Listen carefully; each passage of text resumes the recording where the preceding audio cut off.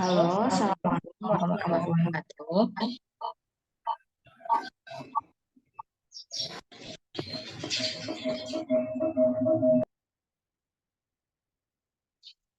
Oke, baik teman-teman. Bismillahirrahmanirrahim. Assalamualaikum warahmatullahi wabarakatuh. Insya Allah pada hari ini, dalam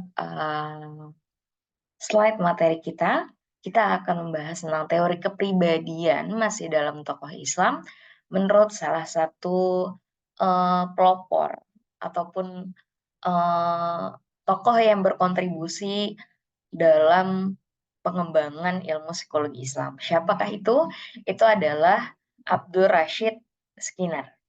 Ya, oke, baik. Kita lanjut.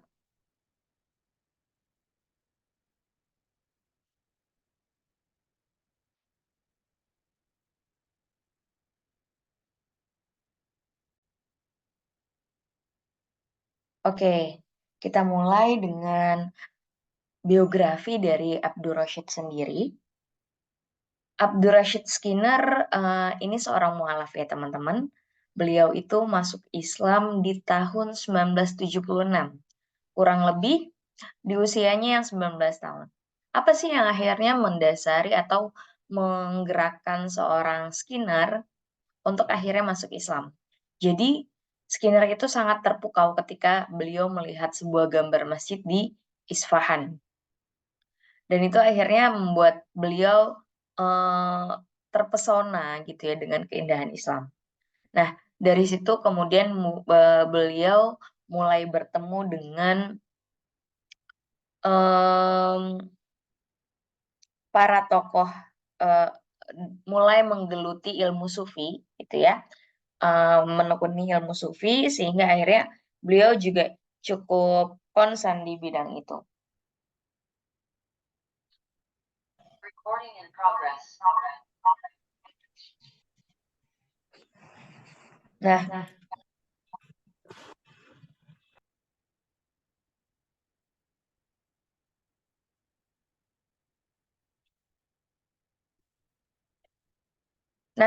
kemudian akhirnya karena di usia yang masih sangat muda, Rashid Skinner pun juga kemudian langsung menikah dengan seorang Muslim dan akhirnya memiliki 6 orang anak. Nah, beliau sendiri adalah seorang psikolog klinis dan psikoterapi yang yang mengaplikasikan terapi-terapi yang dikembangkan oleh Jung dan juga sangat berpengalaman dalam menghadapi berbagai permasalahan atau berbagai jenis permasalahan psikologis. Oke, nah Profesor Rashid Skinner sendiri, beliau sudah menjadi profesor. Beliau menyelesaikan pendidikan magisternya dalam bidang antropologi dan psikologi abnormal di Queen's University Belfast. Kemudian beliau juga pernah menjadi seorang psikolog klinis, ya, atau konsultan psikolog di Linfield Mount Hospital.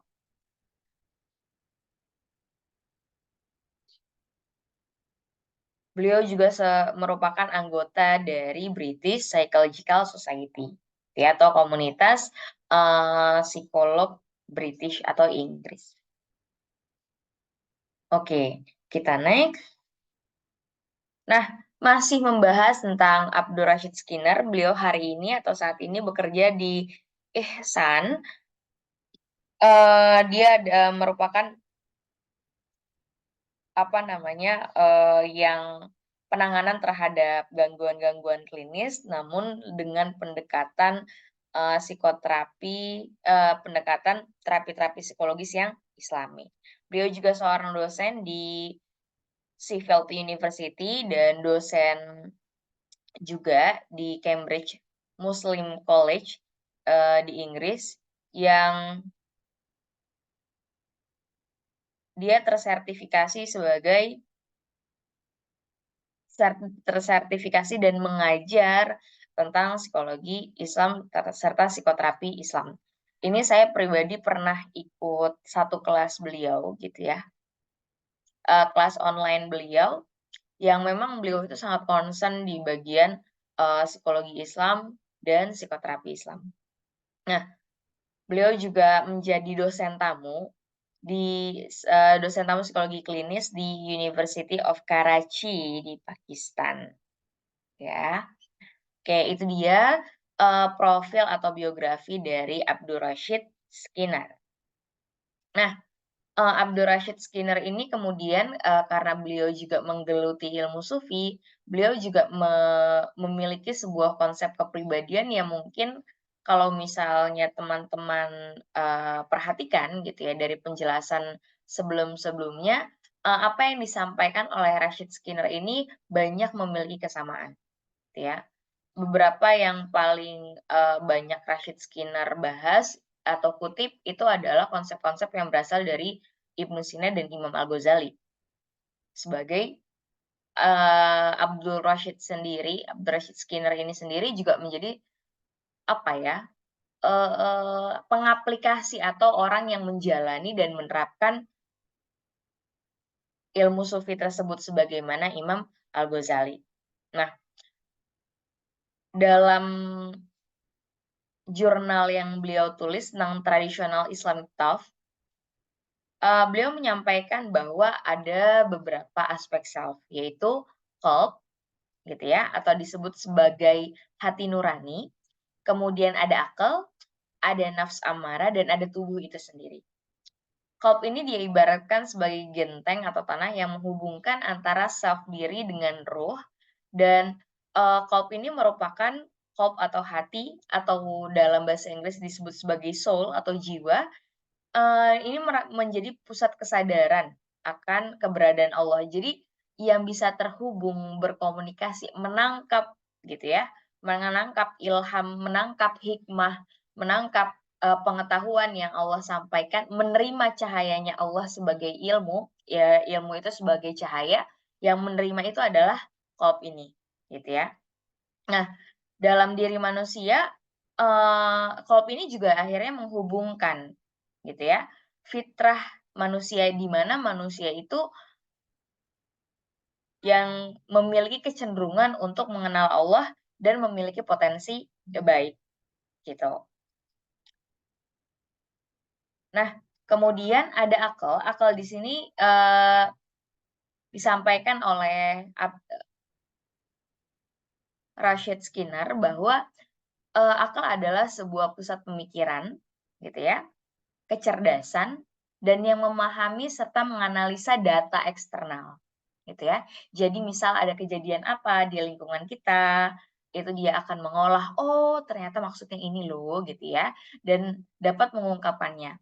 Nah, eee, peng konsep dari akal ini, itu mirip dengan apa yang disampaikan oleh Imam Al-Ghazali. Kenapa? Karena memang Rashid Skinner ini juga mengutip atau mengambil pemahaman tentang akal itu berdasarkan pendapat Imam Al-Ghazali. Nah, sebagaimana yang disampaikan Imam Al-Ghazali bahwa akal yang dimaksud di sini itu sangat berkaitan atau terhubung dengan yang namanya hati nurani atau qalb. Nah, di sini ada nafs, teman-teman. Jadi, nafs itu merupakan salah satu bentuk, dorongan gitu ya, yang dorongannya itu sebenarnya berupa dorongan-dorongan insting. Nah, kerja nafs ini terjadi sebagaimana, eee, jadi yang namanya insting itu kan berarti kebutuhan dasar makhluk hidup gitu ya, dan itu otomatis. Sebagaimana hewan, maka insting yang menggerakkan manusia itu sama dengan insting yang menggerakkan, hewan gitu ya. Namun pada manusia, eee nafs ini tidak serta-merta atau seseorang manusia itu tidak serta-merta bergerak hanya berdasarkan insting aja.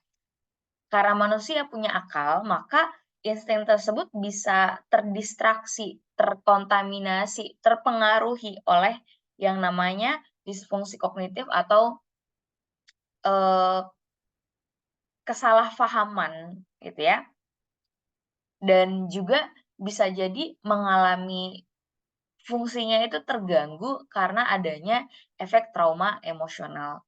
Kenapa demikian? Eee, karena pada akhirnya ketika seseorang itu mengalami trauma ataupun disfungsi kognitif yang menyebabkan seseorang itu terputus atau tidak lagi dapat menangkap secara objektif fakta-fakta yang ada dan menjadi sangat individual, hanya berorientasi kepada dirinya aja. Nah, itu yang akhirnya juga mempengaruhi nafs ini. Nah, ada 3 tipe nafs. Nafs yang pertama adalah nafs amarah, yaitu, nafs yang memang dia hanya bergerak berdasarkan insting aja, gitu ya, dan cenderung melakukan pelanggaran, dan dia nggak berusaha mengukur atau mengetahui bahwa ini salah atau tidak, gitu. Nah, kemudian, nafs ini ceritanya berlevel teman-teman, bertingkat gitu ya. Nafs amarah itu adalah level terendah, terus kemudian nafs lawamah. Nafsu lawamah ini kalau amarah itu tidak tahu dari mana benar mana salah, tapi lawamah ini udah tahu mana benar mana salah dan ketika dia melakukan sebuah kesalahan, maka dia akan mengalami penyesalan. Dan dia akan terus, hatinya itu akan terus merasa bersalah, gundah, gitu ya. Nah, kemudian, tingkat yang paling tinggi adalah nafsu mutmainnah, yaitu kecenderungan, seseorang untuk merasa lebih tenang, merasa berpasrah, berserah diri, tidak gundah, gitu ya, dan, berpasrah kepada Allah hingga akhirnya menaati segala ketentuan dan perintah dari Allah. Nah, dalam hal ini konsep dari, aspek dari kepribadian manusia, gitu ya, aspek dari self ini sangat berpengaruh kepada yang namanya konteks sehat mental. Mengapa demikian? Dalam hal ini sebenarnya, eee, mental yang sehat itu tanda-tandanya, ciri-cirinya gimana, gitu ya. Akan sangat berbeda dengan dengan konsep sehat mental yang disampaikan dalam psikologi. Dan hal ini, sangat erat kaitannya dengan aspek spiritual. Kenapa demikian? Karena contohnya ya, ini ada beberapa ciri, kurang lebih ada 4. Yang pertama, kesadaran berpusat pada qalb. Jadi dalam hal ini, hati nurani itu secara sadar, menentukan sikapnya, perilakunya, gitu ya. Sehingga akhirnya, ketika dia melakukan sesuatu, itu tidak ada kesalahan yang tidak dia sadari. Ketika kesalahan itu dia sadari, berarti kondisinya adalah bukan lagi, nafs ini berada pada kondisi nafs amarah, tapi nafsnya sudah bergeser kepada kondisi lawamah, bahkan yang lebih optimal atau yang lebih maksimal itu dia berada pada kondisi mutmainnah. Nah, dalam hal ini artinya ketika qalb itu mencapai kesadaran atau menjadi pusat kesadaran, dia akan mengendalikan dirinya gitu ya dan bekerja sama dengan akal mengarahkan si nafs terendah yang berisi tentang insting-insting yang menggerakkan manusia. Kenapa kenapa bekerja sama dengan akal? Karena tadi, akan ada pertemuan. Jadi hati itu atau qalb itu membawa insting dasar, tentang fitrah di mana kita telah mengenali keberadaan Allah, kemudian kita merasa, ada dorongan untuk menyembah, menghamba, gitu ya. Nah, sedangkan akal itu membawa nilai-nilai moral yang berlaku di lingkungan sekitar atau secara eksternal. Manusia kemudian akan menggabungkan antara fitrahnya sebagai manusia dengan pengetahuan eksternal, pengetahuan baik dan buruk eksternal, sehingga akhirnya dia membentuk sebuah norma baik dan buruk. Norma baik dan buruk itulah yang kemudian akhirnya memunculkan, "Oh ini salah, oh itu betul." Ketika dia melakukan sebuah kesalahan, maka dia akan merasa bersalah. tahu bahwa itu salah, merasa bersalah dan kemudian menyesal. Kurang lebih itu adalah salah satu proses di mana, adanya interaksi antara KOP dan akal sehingga akhirnya dia merubah kondisi nafsnya manusia yang tadinya dari nafsu amarah, yang instingnya hanya insting dan tanpa pengetahuan benar dan salah, menjadi nafs lawamah. Nah, terus kemudian akal berfungsi secara rasional. Persepsi terhadap dunia luar diri realistis dapat melihat betapa berharganya perilaku yang bermoral, berperan secara arif dan bijaksana, dan mampu menunjukkan arah yang bersifat bermanfaat pada nafs. Nah, dalam hal ini, Skinner mencoba menjelaskan tentang konteks ketika ada permasalahan klinis yang disebabkan oleh trauma ataupun depresi dan lain sebagainya, bahwa seseorang itu menjadi lebih individual, lebih berorientasi kepada dirinya, sehingga akhirnya akalnya pun tidak berfungsi secara rasional, gitu ya. Dia terdistraksi dengan emosi-emosi yang mempengaruhinya. Nah, ketika akal ini tidak bisa melihat dan berfungsi secara rasional, maka akhirnya dia juga tidak bisa membantu kolb secara maksimal untuk bisa mengarahkan nafs ini, gitu. Kurang lebih terbayang ya teman-teman. Jadi ketika kesadaran kolb itu tidak maksimal, maka yang terjadi adalah, oh mohon maaf.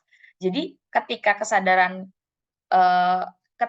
pengendalian itu tidak berpusat pada kolb, gitu ya, maka dia tidak akan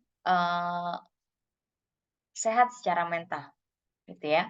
Kemudian ketika akal pun tidak dapat berfungsi secara rasional, gitu ya, dia menjadi sangat individual, menjadi sangat berorientasi kepada dirinya sehingga tidak bisa menangkap informasi eksternal secara objektif, maka itu akan menghalangi proses yang pertama, bagaimana pemusatan kesadaran yang dikendalikan oleh kolb yang berfungsi. Kolb ini mengarahkan si nafs atau mengendalikan nafs. Nah, kemudian pengaruh-pengaruh yang mengganggu nafs amarah melemah. Jadi, ketika seseorang yang mencapai kepada kondisi sehat mental, maka dia akan bisa melihat kebutuhan instingnya secara objektif, tidak menuntut secara berlebihan gitu ya, atau secara membabi buta insting-insting tersebut. Misalnya, makhluk hidup pada dasarnya membutuhkan kasih sayang. Ya sudah, kasih sayang cukup. Tidak menjadi haus kasih sayang sampai akhirnya harus manipulatif dan lain sebagainya untuk mendapatkan kasih sayang tersebut, gitu. Nah, kemudian juga dalam hal ini, yang mengendalikan diri manusia itu adalah kolb. Tapi ketika nafs amarah ini tidak terkendali, maka akhirnya nafs amarah ini yang akhirnya menguasai diri seseorang, gitu ya. Menjadi sangat emosional, mudah marah, gitu ya. Nah, maka itu merupakan bentuk dari nafs amarah yang terlalu tinggi, gitu ya. Pengaruh-pengaruhnya terlalu besar sehingga akhirnya diri itu tidak bisa mengendalikan dirinya sendiri, tapi dikendalikan oleh insting. Nah, orang yang sehat mental itu adalah yang pengaruh atau kekuatan nafs amarah untuk akhirnya bisa mempengaruhi tubuh, kolb, dan akal ini mulai melemah, gitu ya. Dan akhirnya dia mulai menangkap dan menyadari bahwa apa yang dilakukan itu salah, apa yang dilakukan itu kurang tepat, apa yang dilakukan itu keliru, gitu ya. Dan menghadirkan yang namanya nafs lawamah atau menyesal tadi. Menyesal itu muncul karena dia menyadari bahwa dia salah. Tahu dan sadar itu beda, tahu dan paham itu berbeda. Nah, dalam kondisi ini, orang yang sehat mental itu, dia akan mencapai atau akan mengalami kondisi mutmainnah, gitu ya.